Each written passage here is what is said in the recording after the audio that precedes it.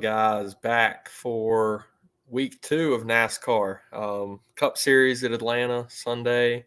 Going to be an interesting one. We'll dive in here in just a bit. Going to try to get to as many of these in the season as we can, be as consistent as we can. This is probably going to be the schedule, something similar to this going forward. Of course, I would like to try to get out a little bit earlier than around midnight Eastern. But if things work out, I'm going to try to get Saturday night done so that you guys can watch anytime on Sunday up until the race. Of course, if there's a Saturday race, I'll probably try to get one out sometime Saturday or Saturday morning or Friday night and do kind of the same thing. But it'll give you all day to go back and watch. It's going to try to be a quick 30-minute show, not something that drags on for an hour. If we end up getting both of us on, Chris and I, it'll probably be closer to the hour, just with us going back and forth. But just kind of give you an overview of what I'm going to try to do for the rest of the year, and really dive into these, because I really think there's a benefit to doing and listening to a show for NASCAR, as opposed to maybe just looking at picks on a sheet and rankings and things. The lineup construction is one of the most important things for NASCAR. So seeing, how many dominators are we looking at? Are we stacking the back like last week? This is kind of a hybrid to me, which is kind of unique. So this one today is going to be very important for Atlanta. So going to go ahead and do some housekeeping. If you've not signed up with us and got in the Discord chat, I have some links down in the description of the video to take you over to this page through WAP that we are now, new subscriptions are going on. Patreon's not going away for current members who are already on there. But for new members, head on over to WAP. The links are down in the description. You can get your all sports package, which we still, of course, are offering. And you can see here what all packages we have as far as what sports are we covering. Golf, MLB, we'll be back very soon. NASCAR, of course, NBA, NHL, UFC, soccer, NFL, League of Legends, college sports, both college football and college basketball. All those are going to be covered. Tennis is a free sport, so there's no package for that, but that's offered free. It's not kind of outside of the majors. It's not a consistent everyday thing. It's more of, as long as I can get time, I'll do my best to get it up, but we're not going to charge anybody for that. But you'll get that if you get even the free trial access to our Discord. So $25 for the month for the all sports package, $225 for the year. If you go that direction, you get a week free trial. At the $225, you're not going to find more coverage out there in the industry for these sports for this price. Like I said, all these sports are going to have cores. NBA core every night, NHL core every night, college basketball core every night, NASCAR core for all three series for the most part. Definitely Cup, and we try our best for trucks and Xfinity. NFL, of course, every week, even showdown slates, golf for all showdown slates as well. So you're going to get cores to build around, 3 to 4 players or 3 to 4 spots open with those lineups. So be sure to hop over, get you a free trial, try us out, and just see what the cheat sheets are all about. All right, I'm going to switch over to sharing this week's Cup sheet.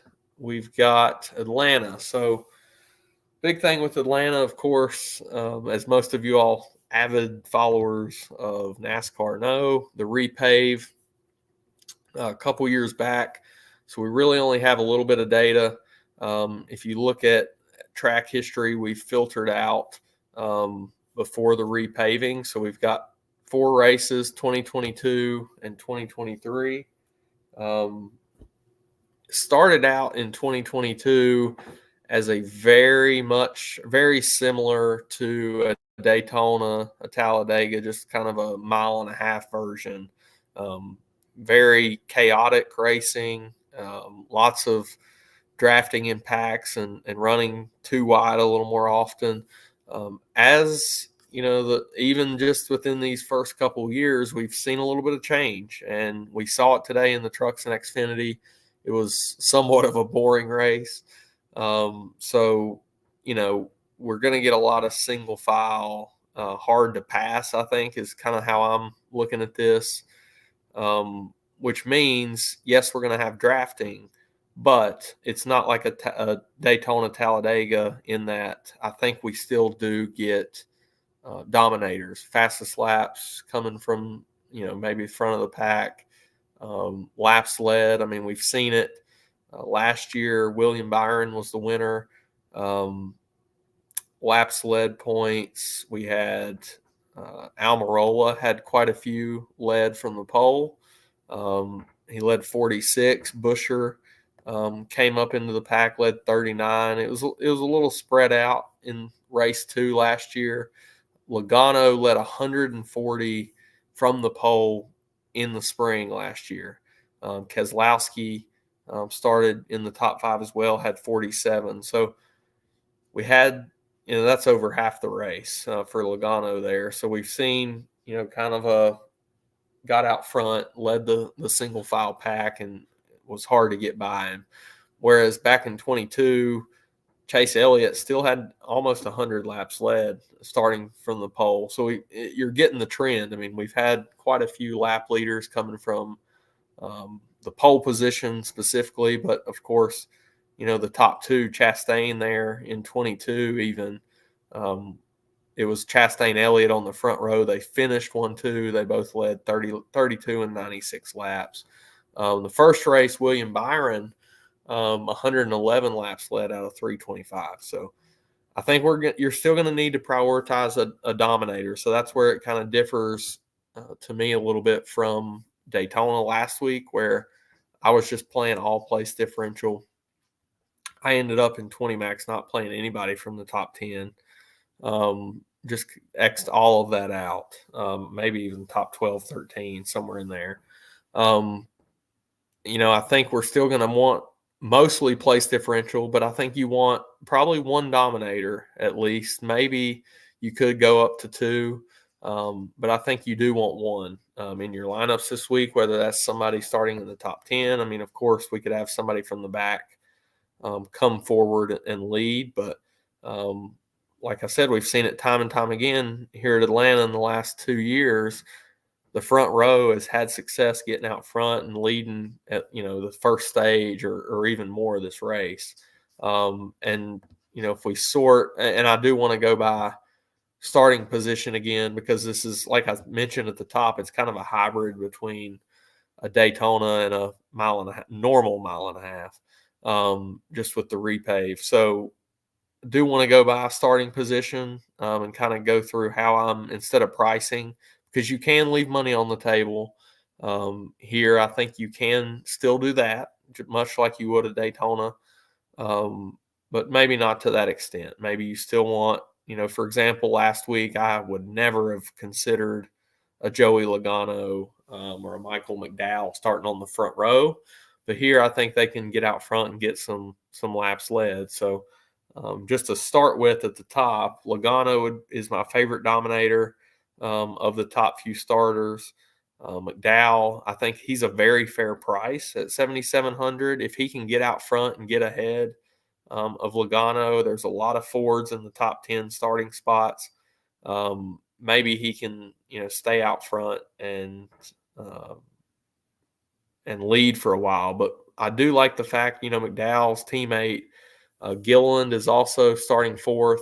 I think that's interesting. If they could hook up and get towards the front of this pack, I think, you know, Gilliland's not going to push McDowell to take the lead from him. So Michael McDowell is very interesting in tournaments to me.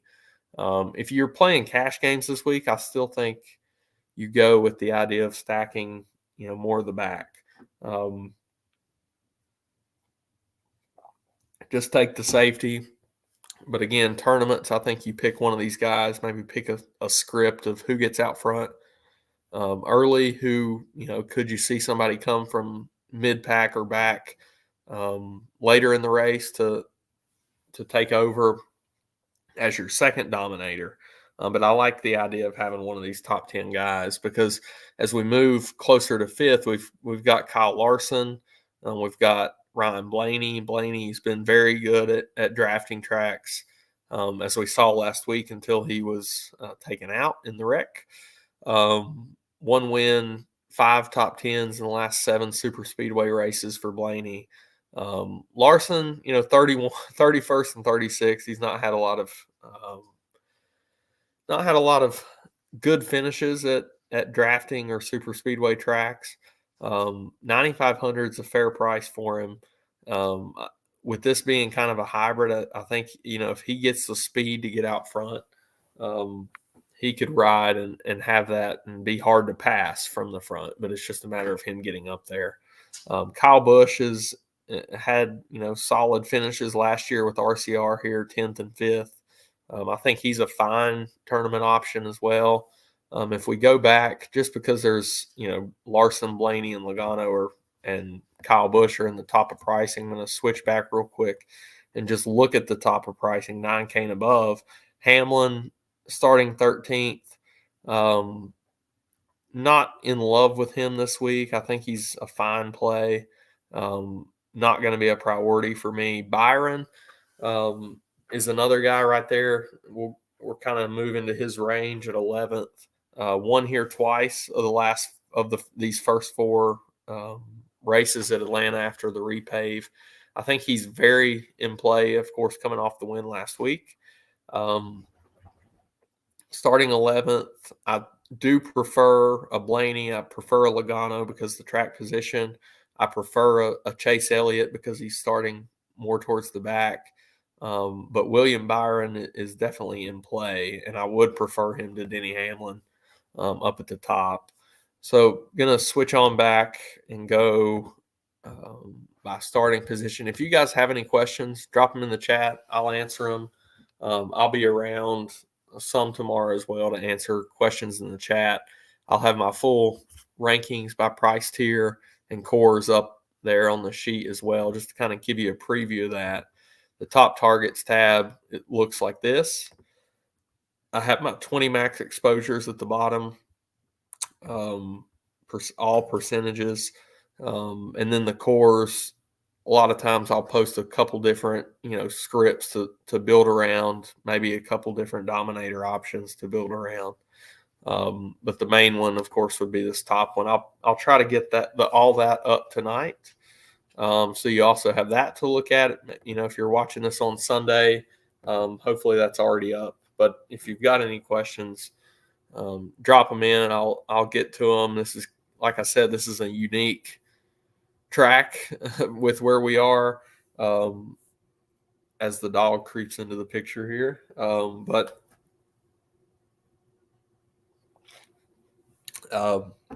unique in that it's kind of a cross between a normal 1.5 miles and Daytona, is how I would look at it. So I think it's, construction is the key this week.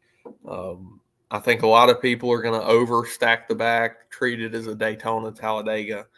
Maybe some of this top in the starting positions or, dominators early goes a little underowned, because most people aren't playing a Logano or McDowell in most cases at a Daytona or Talladega. All right. So this mid-range, don't have anybody highlighted as a core play or a GPP option, but I think, you could play some. Not my favorite range. Truex, his struggles on these types of tracks has been noted. Already talked a little bit about Denny Hamlin. Barry does have experience here, of course, in Xfinity. He was 18th last spring in the number 9 for Chase Elliott. I think some of these are decent tournament options. Noah Gregson was 12th in the spring last year in Cup. But, the upside's not great for this entire range. I don't see them as dominators, anybody really in there. So the upside is limited, in my opinion, starting here in this low teens range.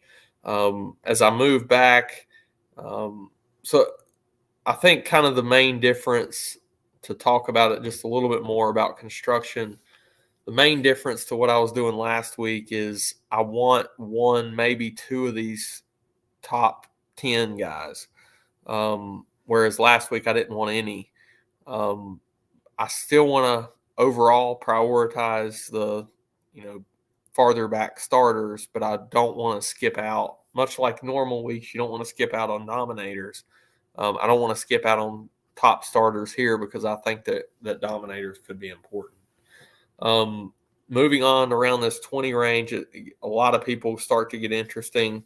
Bubba Wallace and Tyler Reddick, teammates there, I think are very much in play. Ross Chastain, Daniel Suarez, very similar. Suarez second, fourth, and sixth in 3 of the 4 Atlanta races since the repave. Ross Chastain second twice in 2022. I think both of those guys are interesting, that could get dominator points. If they get to the front, we've seen a little bit of upside from them here, and I think it's very, very doable. Let's see. Yeah, so they don't have many laps led, but they've got good finishes at Atlanta over the last 4. So I think the upside is there if they can get to the front, especially starting in the 20s. I mean, they don't need to lead laps starting 21st and 23rd. Same with Reddick and Bubba Wallace. Christopher Bell is squeezed in there. He was third last spring. Otherwise, not a lot of great finishes, but he does have 3 top 5s in the last 7 super speedways. I think he's in play at 9,100. Brad Keselowski, always like him when we come to super speedway tracks. So second and sixth here a year ago. 9,300, I think, is a good play there. Chase Elliott, going to be popular. Won here in the fall of 22. 9,800, starting 28th. Of course, one of the top plays of the slate. Hard to overlook his upside starting 28th. Could definitely get to the front, win this race. I think he has a very solid year. I think he gets off the schneid pretty early. So would not be surprised to see Chase go out after a decent run last week and win here early in the year, get that playoff spot locked in. Justin Haley, Corey LaJoie, 31st, 32nd. Both guys really like when we come to super speedway tracks. Haley, 11th, 7th, 22nd, and then 8th in the 4 since the repave at Atlanta. Very encouraging to see that. Corey LaJoie, 5th and 4th in 2 of the 4 here that he didn't, get stuck in the back at 31st last fall. Probably had issues. 21st in the fall of 22. Always like him at Daytona. Ranks out second in the model actually this week when you're factoring in track history, track type history. So really like those two here in this mid-range value range of pricing, but starting back in the 30s. And then probably the chalkiest driver on the slate is the one with the best floor. Definitely a cash game lock. Eric Jones, 8K, starting dead last, 37th. 4th, let's see, 14th, 4th, 8th, 11th. So all top 14s and one top 5 squeezed in there for a 9th place average finish in the last 4 since the repave at Atlanta. Really like him. Everybody's going to like him. The only, I don't think I'm going to go over 50 to 60% max in my 20 lineup. builds on anybody this week, even Eric Jones. That'll probably put me around the field on him. But that's how I'm going to handle somebody like Eric Jones, who's going to be so chalk at a track that we're going to see a lot of variance. And any of these, of course, drivers can wreck back here just the same as they can in the front. But he's got a lot of upside. Starting dead last, he's got more place differential upside of anybody in the field. You get that 10th place finish out of him and you're there. So if he continues to put up these Atlanta finishes that he has, John Hunter, fine option, starting 34th in the Toyota. He could work with those guys, Eric Jones in the back in the Toyota, and move to the front or ride around for a while. Gralla, decent. Hocevar is just, a wreck waiting to happen. It was kind of my idea from last week, so probably not going to be on him. Ricky Stenhouse is usually an interesting play on super speedways. Of course, won the Daytona 500 last year. 10th and 17th here a year ago. I think he's in play. So let's play around with a few builds, and then we'll hop on out of here. Again, going to kind of keep this short, talk some lineup construction, I think is one of the most important things. And then we'll go through and play with these builds. So I'm going to do it on our sheet here under the cores tab. And we can easily see, how much salary we've got left. So if we go back and sort, let's just say we start this one with my favorite of the top few in Joey Logano. He gets out front, leads quite a bit of the race, or at least early in the race. I think if you're playing Logano, I wouldn't be opposed to pairing him up with a Ryan Blaney. Say they get hooked up, the Penske duo gets hooked up 1-2 and just rides for a lot. Maybe they trade the lead on pit road or something like that. I think there's upside, even though they're both starting in the top 6. After that, really like Chase Elliott. He's going to be my favorite of the farther back starters.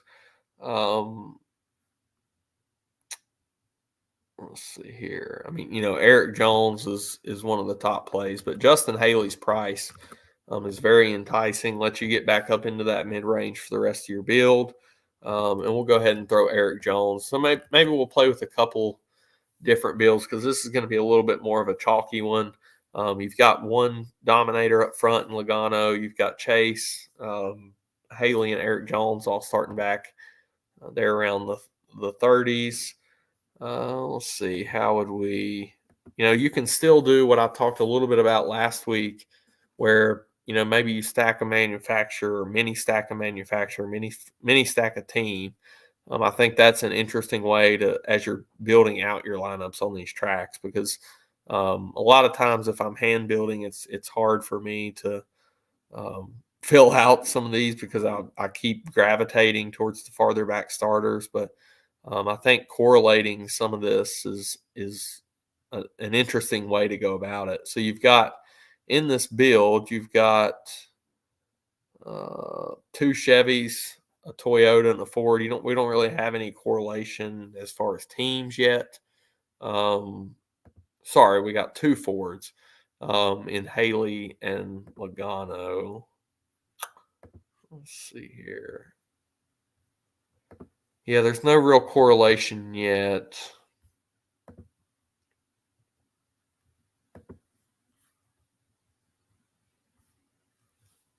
So let's say we go with Tyler Reddick. And then what range? That leaves us 8,100.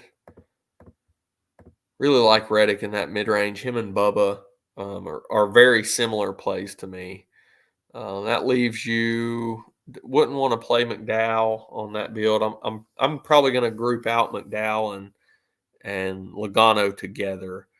That leaves you at Ty Gibbs. I think he's fine. It gives you another Toyota if you go that way to pair with the other 2 that you would have in this build. Stenhouse, like we talked about, is fine. Would leave a little money on the table. You could drop down to a LaJoy and leave some money on the table. Again, have no problem doing that in this race. All right, so we'll do at least one more here. Let's play around with a McDowell build.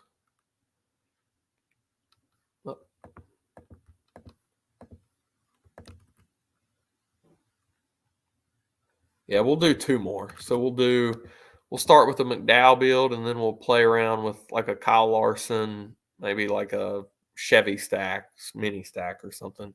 So you got McDowell. Let's say Ford's got the speed. Keselowski, really like him as a place differential play at 24th. Still like Chase Elliott, going to have very heavy exposure to him. We got 7,700 now. Maybe in this one we fade Eric Jones, but we still play Justin Haley to pair with the other two Fords in the Ford camp. So we got three Fords and a Chevy here. We got 89.50 left for a couple more spots. Let's see.